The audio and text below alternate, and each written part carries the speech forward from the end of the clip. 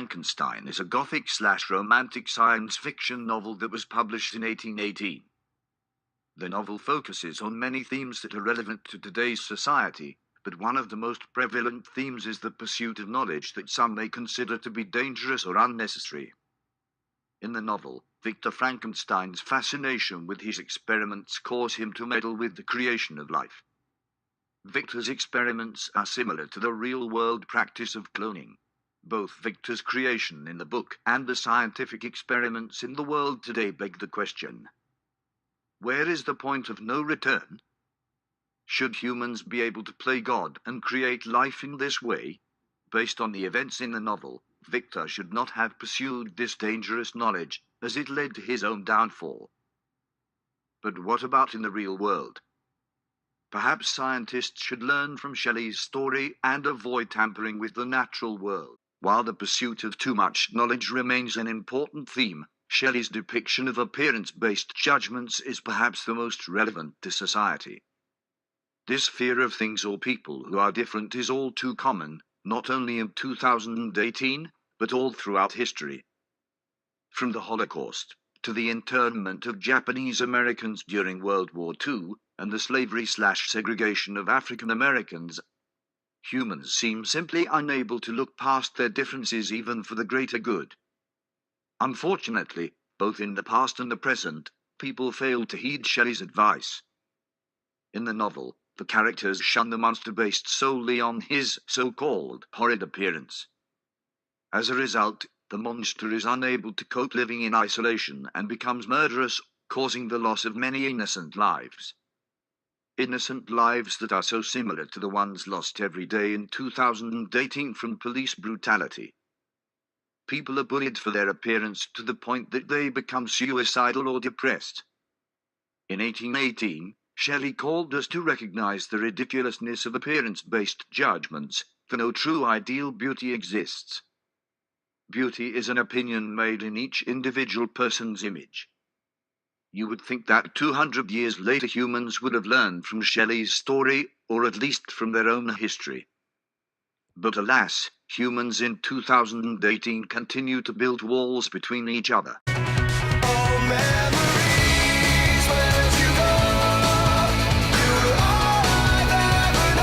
In Arundhati Roy's The God of Small Things, Roy describes several characters whose experiences with negative memories alter their behavior in later life. Specifically, Baby Charmer's memories of her failed love lead her to a life of bitterness and a taste for destruction, while Ether's memories of his molestation drive his need for an escape and his eventual silence. In society today, people's harmful memories often cause them to suffer from mental disorders such as post-traumatic stress disorder, anxiety, depression, and other phobias. Unfortunately, these phobias are often regarded with a negative stigma, which prevents sufferers from seeking help. The characters in The God of Small Things also suffer from strained family relationships. The novel covers domestic abuse, divorce, and feeling unloved, all of which are still extremely relevant topics in 2018. Ether's family's failure to recognize his need for help is a common problem in 2018, where families become too busy with their own lives to notice when a loved one is suffering. And you put out your hand, and you asked me to dance. I knew nothing of romance, but it was love at second sight. In Jane Austen's Pride and Prejudice, Austen presents strong-willed characters who face harsh judgments in their social class-based society. Similar to the quick judgment of the creature in Frankenstein, Elizabeth forms a negative opinion of Darcy based on their brief interaction. Elizabeth is also a subject of judgment because of her witty nature, which was frowned upon for females at the time. Intentional or not, people are constantly creating mental personas of others that are not always accurate. In 2018, people form opinions of others based on their religion, social group, race, or gender. These prejudices can cause discrimination against a certain group as a whole and overlooks the individuals. These stereotypes are widely present in today's society and are often rooted in the implicit memory, which makes them difficult to overcome. Austen also touches on the subject of marriage for love versus marriage for money. In the novel, it was expected that people would marry for money and rather rare for couples to marry for love. Although wealth marriage is still present in today's society, people look negatively upon these marriages and refer to them as gold diggers.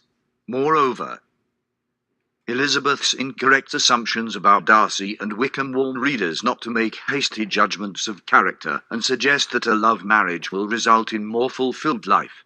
I just died in your arms tonight. It must have been something you said. In William Shakespeare's The Tragedy of Hamlet, Prince of Denmark, Shakespeare describes Hamlet's pursuit of revenge and his journey into madness. While Hamlet's story may seem vastly different from tribulations in present time, Hamlet's struggles still share some similarities with our own. For example, Hamlet experiences many emotions as he tries to cope with grief and uncertainty. His emotions are relatable to the unique methods of coping with grief that people endure today. Hamlet also faces uncertainty as he tries to decide whether or not to kill his uncle. His uncertainty is similar to the indecisiveness people experience today before they make a big decision, such as where to attend college or choosing whether or not to move away from their hometown. Additionally, Hamlet's plan to murder his uncle and avenge his father's death leads him to madness, much like taking on too much leads present-day people to a life of stress. The text reveals that a desire for inhumane revenge will drive one to a slow diminish in which neither side wins. This revelation can be compared on the large scale to war, as innocent lives are stolen on each side in the desire for an equal amount of suffering, but also to the small-scale desire for revenge among friends or family.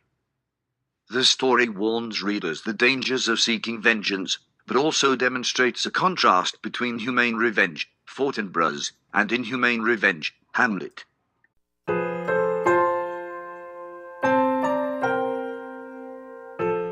In final analysis, literature reveals truths that can be applied to many elements of human life. No matter how old the novel, the characters' experiences serve as lessons and warnings for us to follow in our own lives. Unfortunately, as technology increases, more and more people begin to shun literature. Although English classes still require reading, many students start to view reading as a tedious task, rather than an opportunity to learn. But reading is so much more than a chore. Books are a vacation, and a how-to guide to life. So, next time you are feeling stressed or confused, put down your phone and open a book. You may find that while you are following a character's growth, you too have experienced character development.